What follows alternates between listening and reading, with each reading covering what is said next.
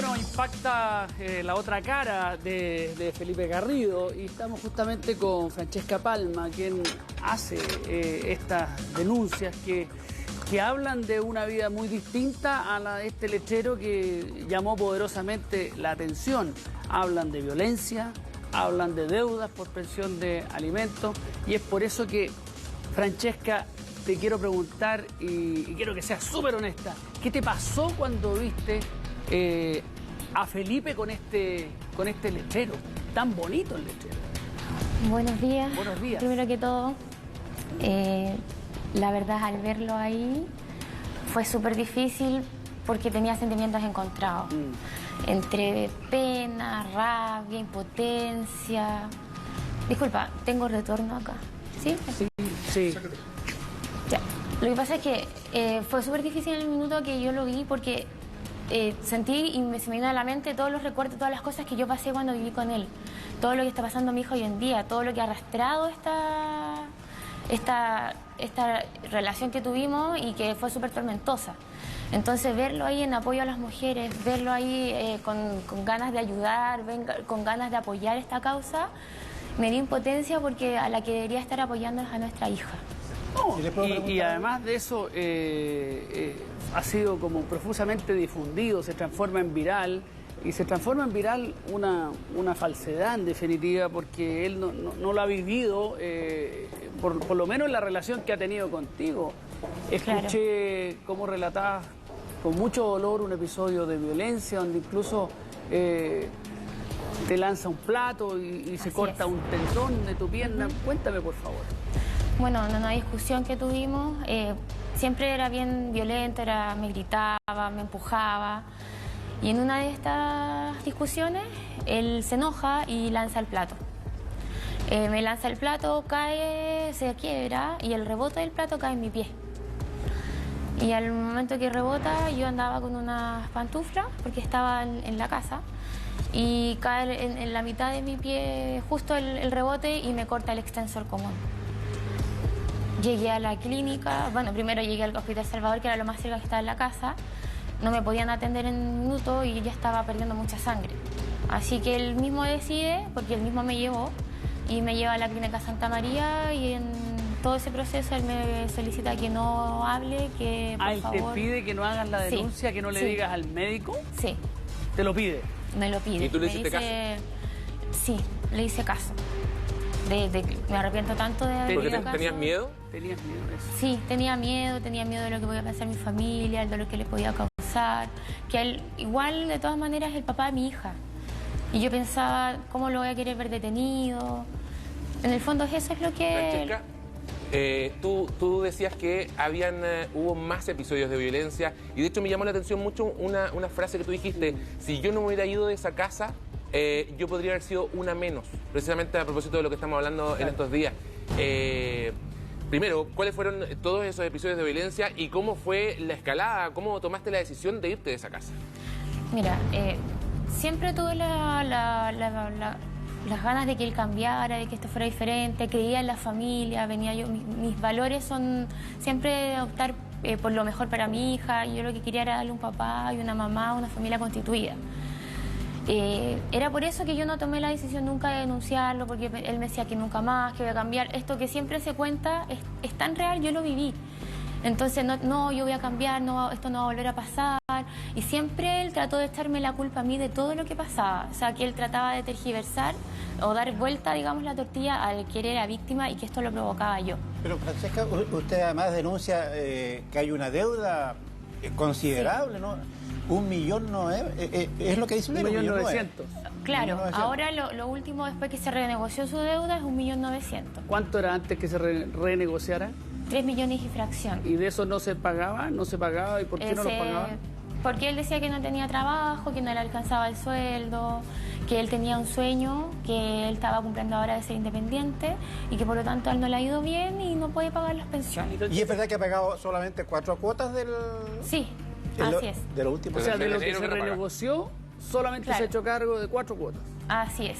Y eso que le rebajaron la pensión para poder renegociar esta deuda que él tenía. O sea, ¿Y tiene cuando la fue- intención de aportar dinero No. a la educación, a la alimentación de la hija que tiene? ¿No? No, ninguna. Yo soy la que corre con todos los gastos médicos, yo soy la que tiene a la niña en la ISAPRE, yo soy la que corre con los gastos escolares. O sea, él jamás le ha comprado un libro para el colegio, un lápiz o algo que, digamos, un útil escolar que ella ha necesitado. Cuando nace tu hija, ¿se pone con el parto? No. ¿Tampoco? No, O sea, esto es una tampoco. conducta reiterada en el tiempo. Así es, de hecho... Francesca, una curiosidad que todos deben tener en este momento. Uno piensa, este hombre tendrá conocimiento de publicidad, se pregunta uno, ¿no es cierto? De Sí. pronto. Sí. Y uno se pregunta también, uno se recuerda el caso Garay, del doble estándar, o sea, doble estándar descarado, Sí. por donde uno lo mentira. vea. El hombre que quiere un lavado de imagen frente a su mundo directo, o bien hay una intención de un problema de conciencia. ¿Cuál realmente cree usted que fue la intención de él al ir a la marcha y exhibir este cartel? Y no pasar tan por la atinado en publicidad como... ¿Qué cree usted que pasó? La verdad, me he preguntado qué es lo que pasa, pero no me quiero cuestionar tampoco por qué lo hizo, por qué este cambio, por qué de un momento a otro, si sigue habiendo problema entre él y yo y nuestra hija, ¿por qué hace esto? No lo entiendo, de verdad, no tengo la explicación lógica de por qué él fue a esta marcha a dar protección en el fondo a las mujeres, siendo que a la que más desprotege es a nuestra hija. ¿Tú no has hablado con él en estas últimas horas después del tema de la marcha? No he hablado con él. Porque entiendo que incluso ese mismo día, el día miércoles, que cuando él estaba en la marcha, te había llamado para decirte que, o sea, a esa hora él debiera haber estado con tu hija. Tenía visita Hasta con las tu 8 de la hija. noche, sí. ¿Tenía una así es. visita programada? Visita programada De las 3 hasta y llamó las a 8. Francesca para decirle que por trabajo no iba a poder ir. ¿O no? Exacto. Este era el trabajo que tenía. Este era el trabajo. Sí. No, pero ¿usted tenía conocimiento que él participaba en alguna agrupación, Sí, por ejemplo? sí. ¿Ah, sí? De hecho, ¿Cuál? los fines de semana que le ha tocado con la niña, él ha participado en la marcha de la AFP y la ha llevado, siendo que mi hija le ha pedido por favor que no quiere participar. Porque O sea, igual cuando dice la ha llevado a manera de líder, ¿eso está diciendo usted? a ella, No, en la marcha No, la de la acompaña. AFP. no sé si participa de manera de líder, no tengo idea cuál pero sea la su acompaña a la participación. marcha. Él participa. Lleva a su hija a la Él marcha. participa activamente en temas Participa como sociales. participa mucha gente, inspector. Lo que pasa Sí. es que la mayoría de la gente no tiene un doble discurso. En este Claro. caso, este señor Bueno, sí. en este caso la marcha también es un doble discurso de la AFP, porque él reclama nomás AFP y él no trabaja. También tenemos un doble discurso, o sea... ¿Es un hábito de él este doble estándar? Sí, de todas maneras. Bueno, Francesca, pero por lo menos, pero defendámoslo, que si tuviese trabajo le gustaría una FP distinta, no sé. Claro. Pero este lechero ya es muy burdo. Estoy semidesnudo, rodeado por el sexo opuesto y me siento protegido, no intimidado. Quiero lo mismo para ellas. Este hombre debe plata, no le entrega a Francesca el dinero suficiente para la educación, para la alimentación de la hija de 11 años que tienen en común. Eso es lo que yo no entiendo. Y entre tantas cosas también, Rafa, o sea, hay cosas, más allá del daño que me pudo haber hecho a mí, yo voy al daño que le está haciendo hoy en día a mi hija. Sin ir más lejos, este fin de semana se fue a quedar al departamento de él y mi hija se iba a dormir en una cama que hay ahí en el departamento, en la cual se supone que duerme otra niñita a la que arriendan también en una de las piezas. Entonces la niñita le dice, no, esta es mi cama, yo voy a dormir acá. Entonces él viene y le hace una cama inflable a mi hija. Mi hija, o sea, tú te imaginas la frustración de que tener un padre que ni siquiera es capaz de defenderla, de decirle, no, esta cama es de Sofía y ella duerme acá, o por último, Sofía, no te preocupes, duerme conmigo en la cama, yo te paso mi cama para que duermas. Pues sabes Él que durmió perfecto en su cama. definitivamente Tu y hija él- no vive en esas condiciones, entonces No. cuando va a la casa del papá hay que darle más o menos las mismas condiciones en las que vive. Exacto, llegó sin almuerzo, era las 4 de la tarde, y llegó sin comer. Pero, en otra oportunidad llegó insolada, tengo entendido, ¿no? Así es, otra oportunidad fueron a la playa, o sea, a la piscina. Ella no estaba de buen humor para ir, le había dicho, papá, sabes que no quiero ir a la piscina, vamos a otro lado. Y él le impone, él es muy narcisista, y le impone todas las cosas que tiene que hacer, y él le dice, yo soy tu papá y tú haces lo que yo te diga. Nuestro abogado te quiere hacer por lo algunas que- lo que preguntas, pasa, por ¿ah? lo que he estado escuchando, yo creo que hay un gran problema acá y que esto lo vamos a aprovechar a ocupar también como para difundir, para informar a las otras personas. Por ejemplo, cuando tú me hablas de que había una deuda de pensión por 3 millones de pesos, yo me pregunto por qué cuando ya habían 500.000 pesos de deuda no pusiste una orden de arresto en contra de él, solicitaste Sí, lo apremio. lo hice. ¿Y Lo hice qué en pasó? tribunales. ¿Y qué pasó? Antes de esta deuda, yo creo que deben haber unas 10, 15 o 20 causas sobre Ah, de solicitud. cumplimiento. Sí, donde yo incluso fui a una causa de cumplimiento porque él la desafilió del ESAPE, donde él tenía que afiliarla y era su responsabilidad tenerla con Como salud. carga. Exacto. Y tribunales no ha hecho nada, de hecho no recibí respuesta. Lo que pasa es que cuando tú no tienes abogado y no pagas particular en el fondo, el Estado no te presta la ayuda suficiente. O sea, tú te sientes desprotegida respecto al sistema.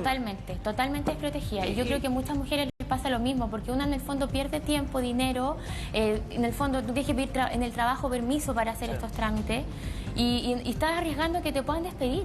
Y en el fondo, y tú eres la única fuente de trabajo para tu familia, para tu hija.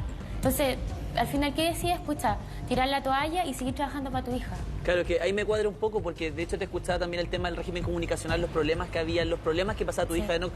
Yo te hubiese dicho, pero ¿por qué no suspende el régimen comunicacional si te estás arriesgando a tu hija? Así es, traté muchas veces, fuimos a tribunales, ella tuvo audiencia reservada con la jueza, le contó todo esto, le contó que un día la dejó sin comer porque la castigó. Pero es que no puede, es que eso no puede ser. ¿Cómo? Es que yo me explico lo mismo. Yo lloraba delante de la jueza suplicándole que por favor no dejara pernoctar más a mi hija, que yo entendía que era su papá y que tenía que verla. Que es un derecho de ella también ver a su padre, pero... Aunque ella no quiere, o sea, yo te cuento lo que ella quiere hoy en día, ella es lo que no quiere, ver a su papá. En el colegio le prohibieron la entrada al papá, porque él falla también a contar esta historia de víctima, de que yo era una mamá que no lo dejaba ver a su hija, que era un excelente papá, qué sé yo. El colegio tomó una súper buena decisión que fue entrevistar a mi hija.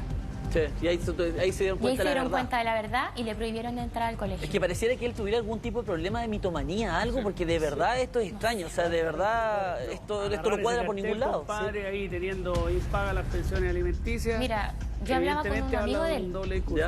Claro, yo hablaba con un amigo de él y el amigo me decía, mira, Fran, yo hace mucho tiempo que no hablo con él, pero lo conozco. Y me dice, y él vive una realidad bastante extraña a la que vivimos todos nosotros. Entonces, claro, tú dices, porque te pasa también que te puedes cuestionar, ¿estaré bien lo que estoy haciendo? Pero tú te das cuenta que el mal menor soy yo acá. Aquí el mal mayor se lo está haciendo a mi hija. Y el daño que le está provocando, exacto. Cuidado, flaca. No, porque a ti también tú fuiste víctima de violencia. Sí. De violencia física y psicológica. Sí. Entonces, stop. O sea, tú no eres el mal, tú no eres el... Claro, lo que pasa es que uno es adulto y puede, digamos... Tienes más herramientas. Exacto. Pero eres víctima igual. Sí. ¿Ah? Es que por eso después el sistema funciona así como funciona, porque nos hacemos cargo como de...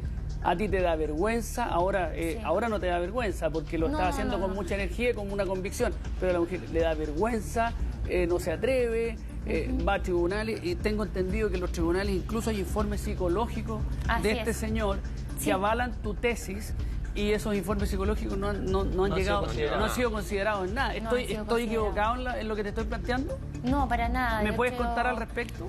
Mira, nosotros teníamos sesiones con la psiquiatra, una psiquiatra que vio a mi hija durante muchos años, a mí y a ella. En realidad era una situación de familia, porque iban mis papás, iban todos preocupados por el tema. Y ella realizó un informe viendo toda la situación, viendo lo mal que está mi hija, que estaba con tratamiento, que a todo esto, cuando le tocaba los fines de semana, él no le daba el tratamiento porque él decía que no creía en las pastillas.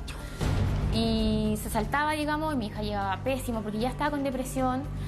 Y esta doctora decide hacer un informe bastante bueno, acotado, pero muy asertivo.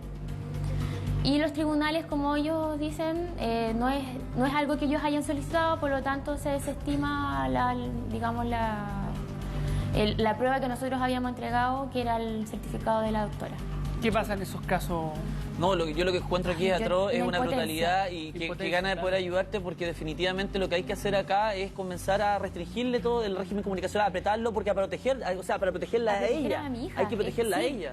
De hecho, a mí me da mucho miedo ahora porque, o sea, yo a pesar de toda la valentía que he tenido de salir, que no pensé que iba a tener tanta audiencia, que toda la gente me iba a apoyar tanto, claro. Pero es que es tremendo lo que estás viviendo, mujer, es tremendo. Sí, es tremendo, o sea, yo a gritos he pedido que por favor escuchen a mi hija. Obvio. Que ella es la única que puede decir lo que siente, lo que quiere. Pero tú lo estás haciendo bien porque tú eres la vocera.